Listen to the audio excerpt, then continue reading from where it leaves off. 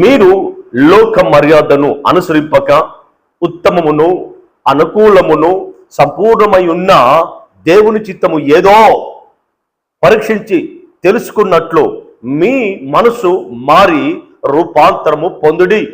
మీ మనసు మారి రూపాంతరము కావాలి. మార్పు అంటే శరీర సంబంధమైన మార్పు కాదు, లోక సంబంధమైన మార్పు కాదు. అసలు మార్పు అంటే మతం మారడము కాదు, కులం మారడము కాదు, సంఘాలు మారడము కాదు.